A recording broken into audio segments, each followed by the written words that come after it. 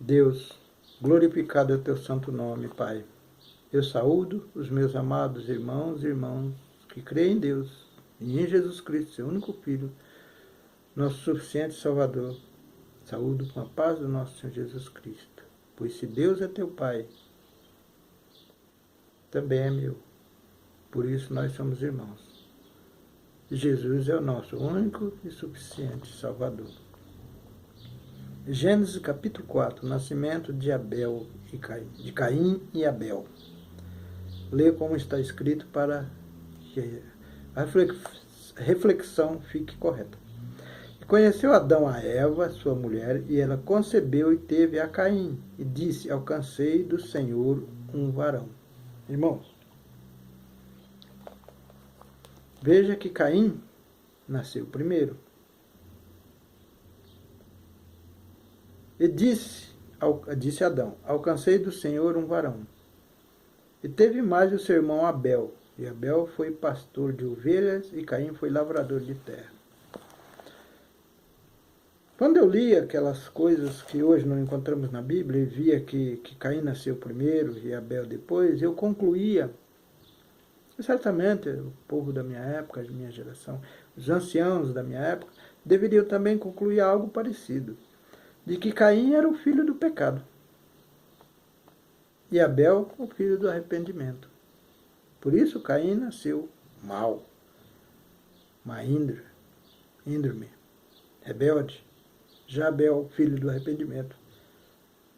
Esse sim fazia a vontade de Deus. E ambos caminhavam, né? E aconteceu, ao cabo de dias, que Caim trouxe do fruto da terra uma oferta ao Senhor. E também Abel trouxe dos primogênitos de suas ovelhas e da gordura. E atentou ao Senhor para Abel e para a sua oferta. Mas para Caim e para a sua oferta não atentou. E irou-se Caim fortemente e descaiu-se-lhe o seu semblante. E o Senhor disse a Caim, por que te iraste, e por que descaiu o teu semblante? Se bem fizeres, não haverá aceitação para ti, e se não fizeres bem, o pecado jaz à tua porta, e para ti será o seu desejo, e sobre ele dominará. Quando nós chamamos Deus de ti, te amamos, te glorificamos, esse louvor era para ti, estamos igualando Deus a nós. Veja que aqui Deus está falando com Caim, se referindo a ti. É por isso que eu discordo quando alguém faz, até nos louvores. Te amo, Senhor. Esse louvor é para ti. É por essa razão. Se bem fizeres, não haverá aceitação para ti, o filho do pecado, filho da rebeldia, da desobediência. Deus está dizendo que ele poderia usar o seu livre-arbítrio para fazer o bem. E o que era o bem aqui? Reconhecer que Deus era o seu Criador, que é o seu Criador, e te daria, que tudo é de Deus, ele teria que dar o melhor. Por isso, quando nós louvamos, até o pastor Elias, certamente, outro dia nos disse, quando alguém vai louvar, diz, eu não sei louvar, mas é para Deus. Dando para Deus o pior. Se não sabemos louvar, vamos aprender. Não significa que você que não sabe, não deve louvar, louva. Entrega a Deus, mas não é porque você não sabe, é para Deus. Meu louvor não ficou bom, é para Deus. Não ficou bom, vou melhorar. Me perdoa, Senhor, aceita. Eu te suplico, aceita o meu louvor. É imperfeito, porque sou imperfeito. E quero melhorar, quero me aperfeiçoar e te dar o melhor de mim. É assim que nós devemos nos portar na presença do Senhor. Então, se Caim fizesse o bem, Deus aceitaria. Se fizesse o melhor para Deus, Deus aceitaria. Mas ao invés disso, ele se tomou de inveja.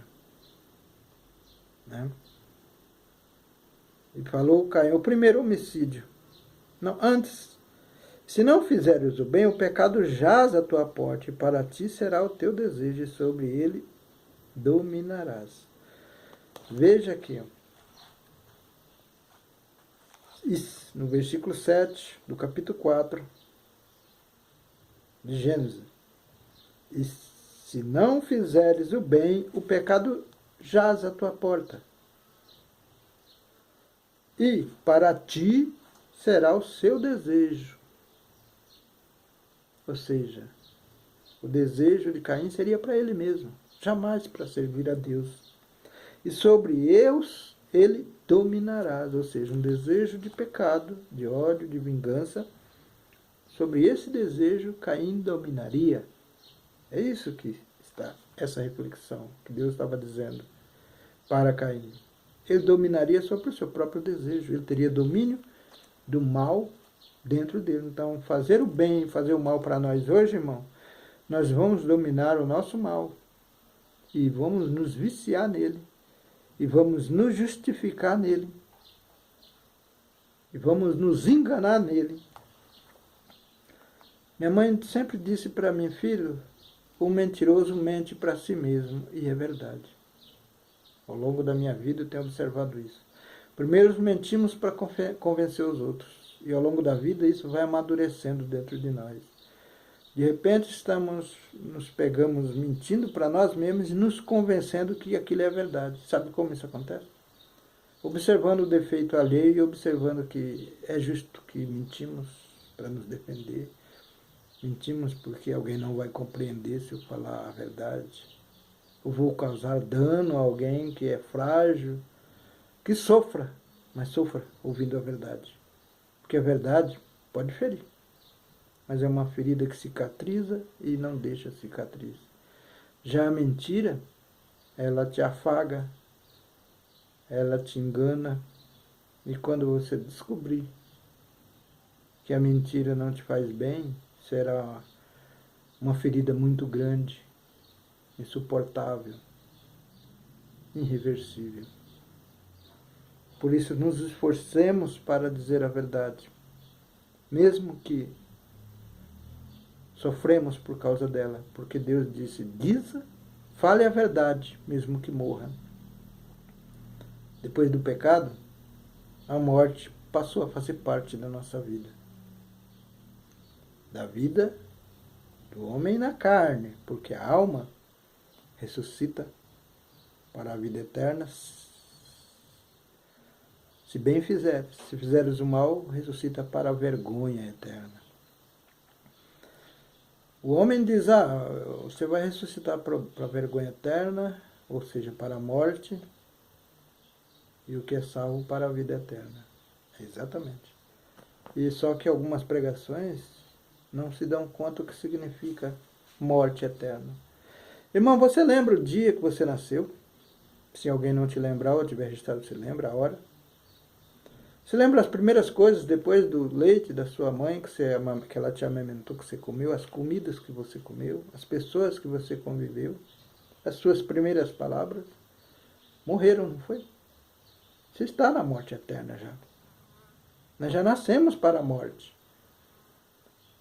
Muitas coisas de ontem nós não lembramos mais, de 10 dias muito menos. Poucas coisas, somente aquelas que chamam muita atenção do nosso subconsciente, fica gravado.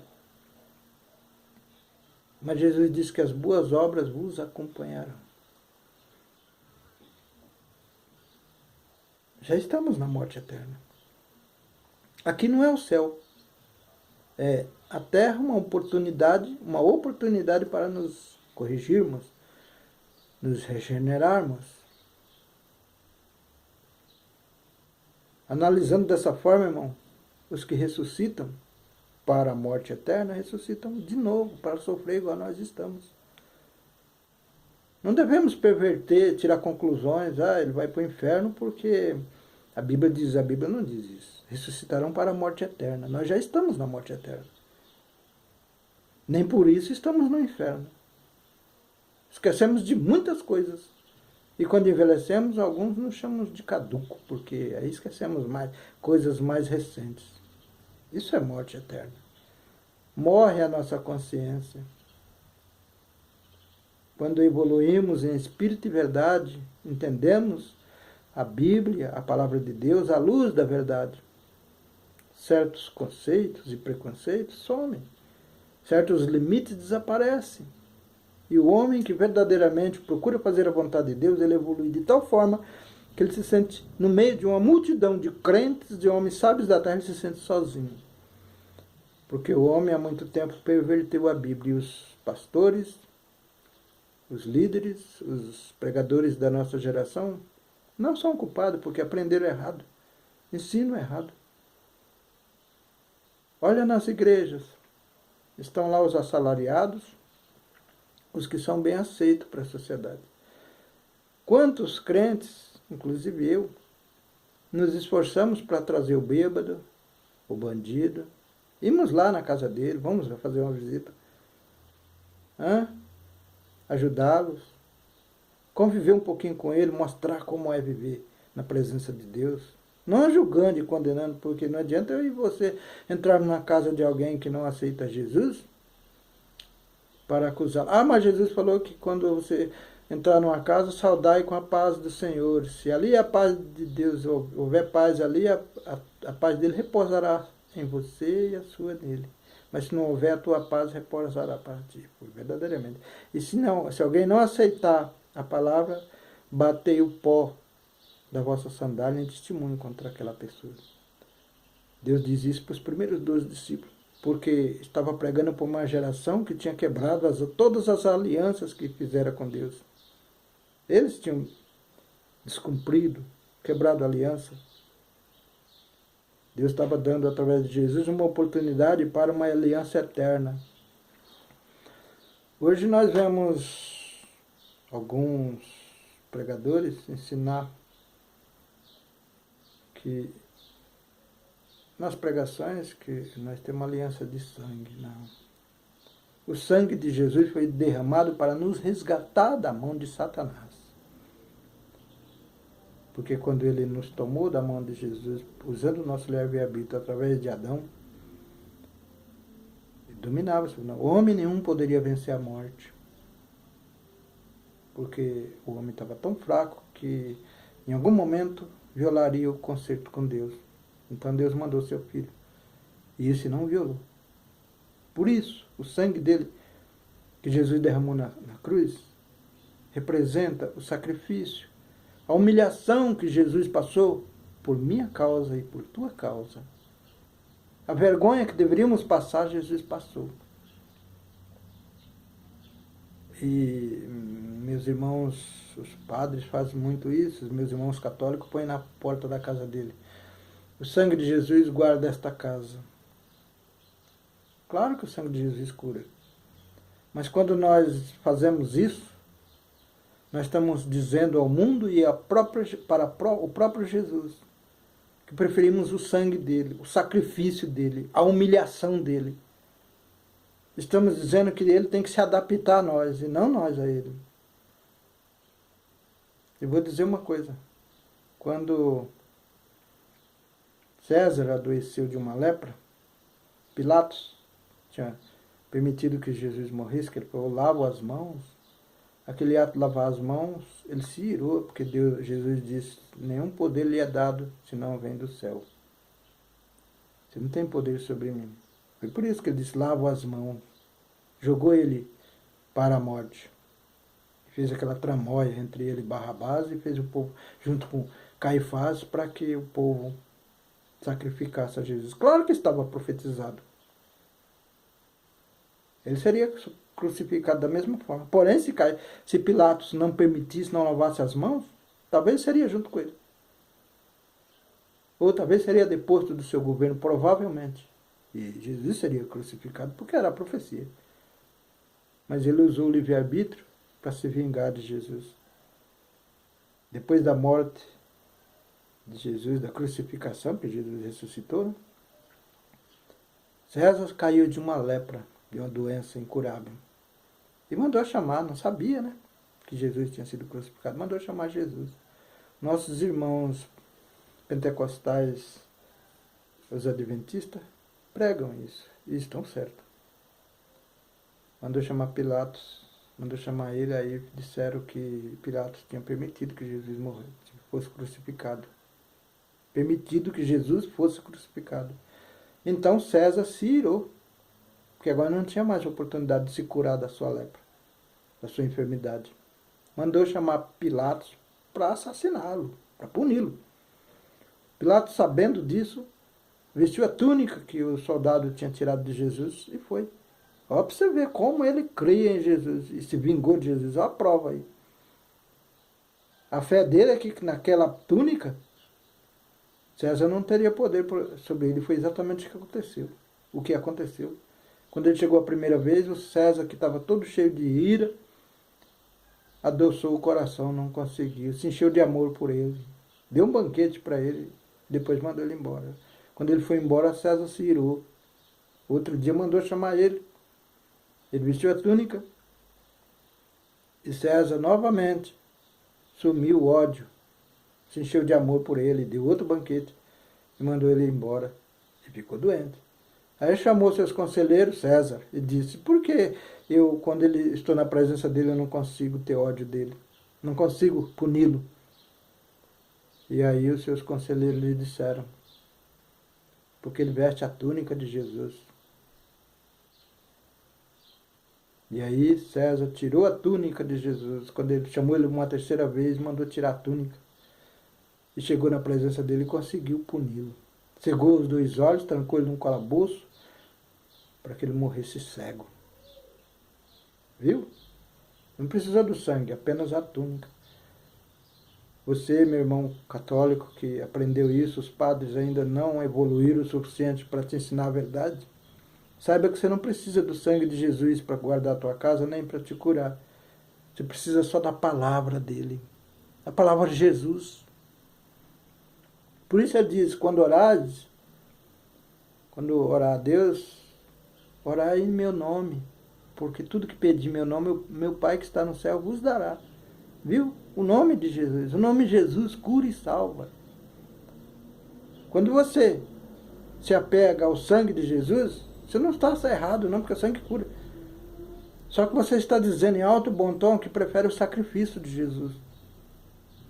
E você, quando fizer também cear, se o padre não tiver coragem, de te dar também do vinho, chega em tua casa, compra o suco de uva, ora, vai lá em 1 Coríntios, capítulo 11, versículo 23, lê aquele capítulo, ora, se consagra a Deus na oração, ora o Pai Nosso e toma o vinho. Porque o crente que crê em Deus, não estou falando porque você é da igreja católica, não. Você é católico, mas crê em Deus e crê em Jesus, então você é crente. Quando só come o pão, está comendo o corpo, o sacrifício você não quer. Você está rejeitando o sacrifício. Se liberta disso. Comeu o pão lá na igreja, tomou a hóstia, toma também o vinho. Se o padre não te der, você vai na sua casa e faça. Então você será um crente completo na presença de Deus. Não precisa vir nas igrejas protestantes, evangélicas protestantes para descer as águas, não. Você, não sei hoje, mas os padres te batizam com água. Hoje talvez é com óleo, né? Mas aquele pouquinho d'água que jogou na minha cabeça quando eu era criança, alguns padres ainda fazem isso. Ah não, temos que descer, nós os crentes falamos isso. Mas Jesus batizou os eunucos numa poça d'água. Não sei se foi Jesus ou foi Jeremias, um profeta, numa poça d'água. A água pode ser um rio, o mar ou uma gota, é a água. Quem crê em Jesus desce sobre as águas de várias formas. É a tua crença, a tua fé que valida o batismo com a água. Se você foi batizado com água mesmo pelo padre, ela está valendo. Não permita que te enganem. Estamos chegando no fim dos tempos. Precisamos tomar as rédeas do nosso destino e fazer a vontade de Jesus para reconhecê-lo. Senão você vai ser que nem os judeus, que por causa dos fariseus, que deveriam ser homens que guiavam seus rebanhos, foram enganados e muitos rejeitaram Jesus. Porque estavam acostumados em ver os reis que Deus levantava fazer guerra e matar os seus adversários. E não observaram a profecia sobre Jesus desde Isaías, 400 anos antes de Jesus vir. Passando por Davi, que falou: "Este Senhor, sente à minha direita até que eu ponha os teus inimigos debaixo dos meus pés." Então, irmãos, esperava um homem guerreiro, empunhando arma, e não observaram a pregação dos profetas. Se não teriam observado, e lá também estava as dicas de que Jesus seria da paz, o príncipe da paz, lembra-se? Teria reconhecido Jesus. Muitos crentes não reconhecerão Jesus. Esse vírus que hoje está aí assolando o Brasil, já esteve em 92, 94, 96 no mundo, 2000, 2002. Na Ásia Menor, muitos homens morreram, as mulheres usavam tuba, né? Aquela máscara no rosto, que era a cultura deles, as mulheres não morriam. Mas quando esse vírus chegou em nosso país, os homens, os líderes que estão no governo e os que são formadores de opiniões diziam que o vírus é desconhecido, nos enganando. Eu tenho prova suficiente acontecendo na minha vida de que o vírus não é só os primeiros 4 dias que ele transmite. Amigos meus, depois que estão sarando, suas famílias pegam a doença. Não se lance nesse vírus não, porque ele aloja no seu pulmão e cria um mofo. Seu corpo leva muitos dias para combatê-lo.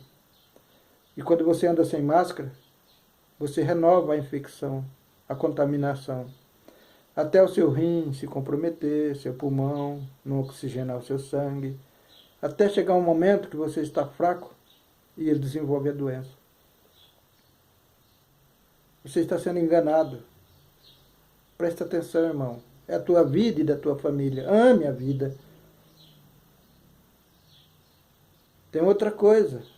Lá no dilúvio, Deus diz, nunca mais eu destruirei a terra por causa do homem. Tem um último versículo que não existe mais lá, uma última frase.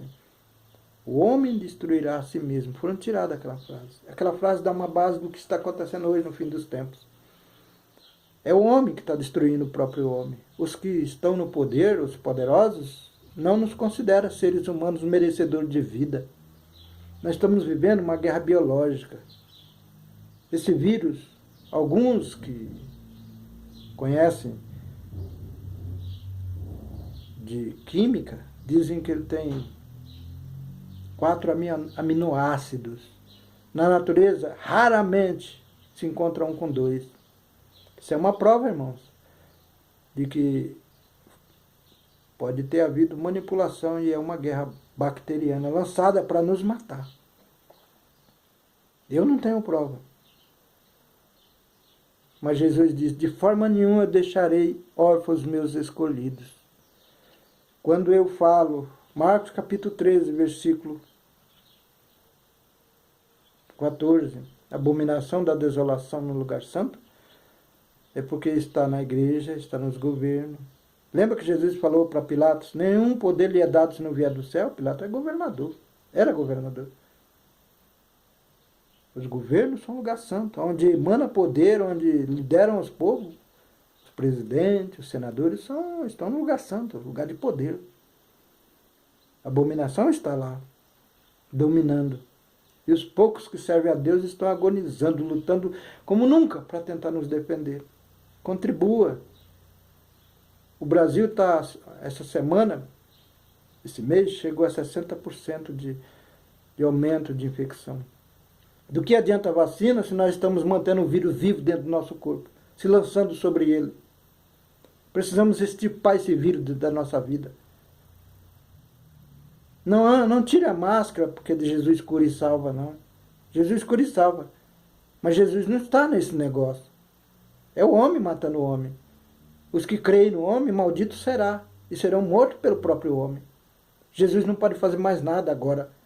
Ele faz para os que o seguem. Por isso ele diz, não deixarei órfãos os meus escolhidos. Você luta, põe a máscara, e no momento que você fraquejar, na tua falha, Jesus te protegerá. Porque eu já trabalhei com pessoas infeccionadas e não peguei. Eu trabalhei, carreguei dentro do meu carro pessoas com vírus e não fui... Provavelmente fui contaminado, mas não desenvolvi a doença. E muitos de vocês já têm visto dentro da sua família pessoas adoecerem e você não. Mas fica se contaminando todo dia? Não, mas então você lava a mão e não pega no barro e não suja, porque você lavou a mão, o barro fala, não vou te sujar. Ah, eu peguei o vírus, agora ele, esse corpo aí eu não vou me contaminar nele porque eu contaminei ontem. Ontem meu primo, o vírus de ontem contaminou, eu não vou. Por que nós colocamos álcool na mão todos os dias? Era essa a lei, agora estão relaxando. Exatamente para isso. Porque a mão contamina. Toda vez que você pega no vírus. Você pode não ficar doente, mas você transmite para outra pessoa. Se você não observar as palavras de Deus, você está sendo o ser que está alimentando esse vírus, mesmo com vacina. Eu agora mesmo tenho amigos, meus colegas de trabalho, que já pegou 2 vezes e está vacinado com terceira dose, outros com 4ª dose. Os governantes que estão na liderança não estão nem aí. Aliás, se chegar nas eleições e o país estiver bem empesteado de vírus, será decretado estado de emergência. Anulará as eleições. Esse sofrimento que nós estamos passando vai aumentar. Porque os que estão no governo terão oportunidade para destruir mais seu direito trabalhista, a sua aposentadoria que já não existe, a gasolina que nós produzimos e que pagamos um absurdo e agora estão fazendo jogo político. Preste atenção, irmão. É você que pode destruir esse vírus. Se precavendo. Quando você põe a máscara, você não está protegendo a você, você está protegendo os outros. Porque se você se infeccionar, o que sai do seu nariz ou da sua boca não vai atingir outra pessoa. Vai ser protegido pela máscara. Não seja você o contribuinte para que uma pessoa morra por sua causa. A vacina só nos dá a oportunidade de continuar vivo, de vencê-lo. Mas não elimina o vírus. Vamos acordar. Nós estamos no século XX.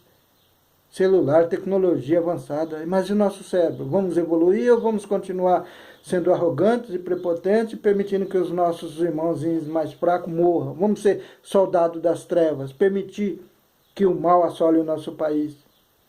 O homem destruirá a si mesmo. Não é a natureza que está se voltando contra o homem e nem Deus. Deus vai se irar. E quando se irar, quando a ira de Deus descer sobre a terra, os primeiros que vão ser punidos vão ser os crentes, porque Deus vai permitir que um anjo derrote os crentes.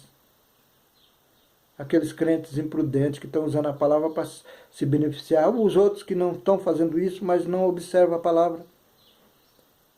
E estão crendo no homem cegamente. O homem que lê a Bíblia, eu estou lendo, isso é uma oportunidade para te levar à reflexão, para te ampliar o teu horizonte de análise sobre a palavra de Deus. Mas não sou dono da tua vida. Eu não sou o teu guia é a palavra de Deus. Nós compartilhamos o nosso conhecimento, dando oportunidade para aqueles que têm menos conhecimento do que nós, para evoluir um pouquinho, para também compartilhar o seu conhecimento e crescer. Esse é o propósito do Evangelho. Deus disse, maldito o homem que confia no homem. Decreto não livra ninguém da doença. E você está vendo algum médico fazendo exame de pulmão pelo SUS para detectar se você tem um mofo lá? Não está vendo, não está vendo, não é mesmo? Ninguém fala sobre isso.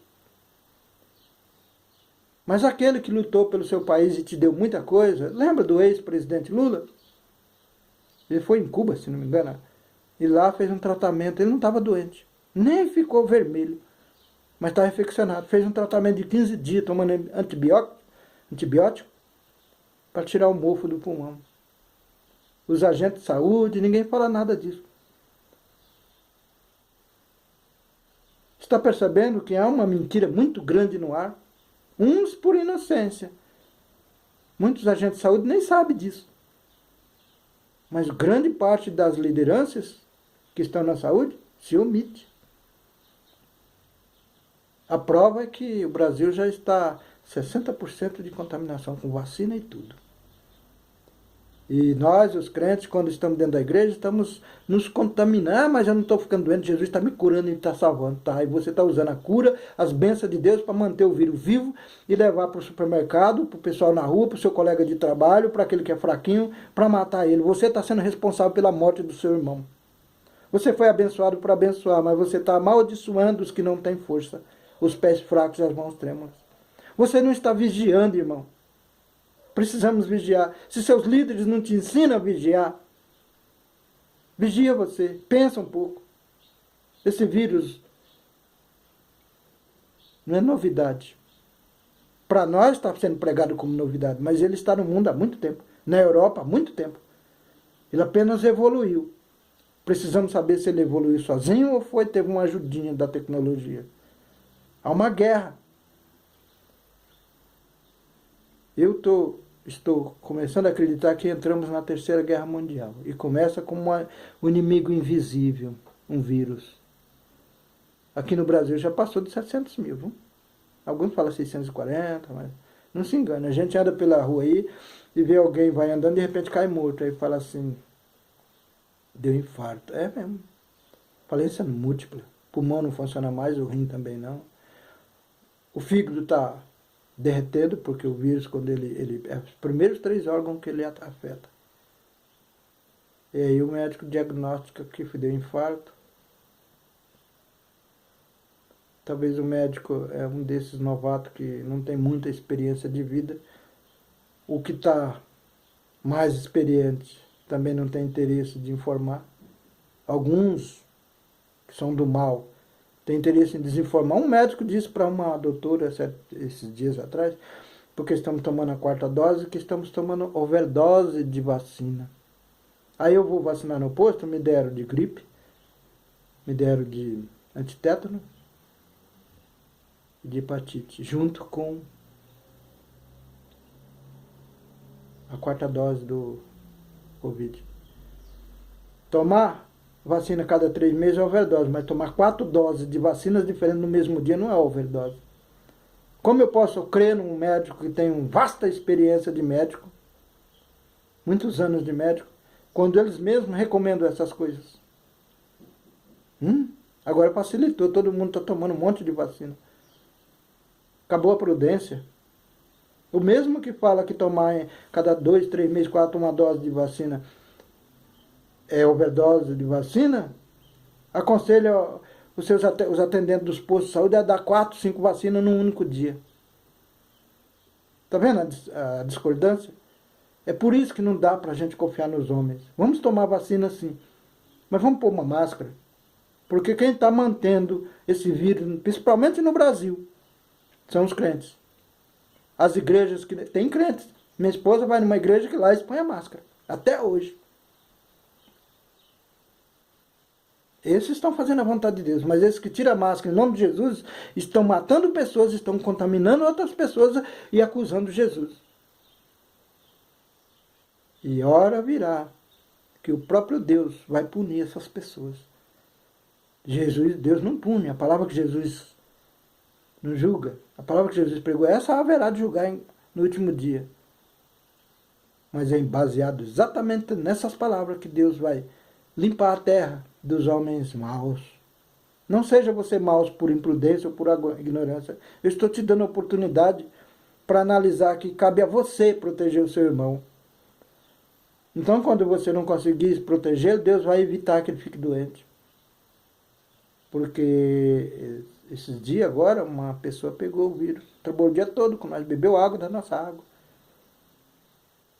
Ficou junto com nós, tossindo, berrando, e nós dizendo, tá com vírus. Não tô não, é uma gripezinha. De tarde desmaiou, aí foi lá fazer o exame. Correram, pegaram, levaram no médico, tava com vírus. E nem eu nem minha esposa não pegamos. Sabe por quê? Estávamos junto com ela. Porque desde que entrou esse vírus, nós colocamos máscara. Andamos pela rua em máscara, não tem problema.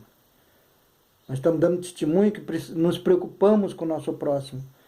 Para que Deus veja e nos proteja na hora que nós falharmos. Porque somos falhos. Maldito o homem que confia no outro homem. Foi o próprio Deus que disse isso. E os tempos que vivemos é tempos de trazermos isso à tona. Não para sair acusando ninguém, nem se voltando uns contra os outros.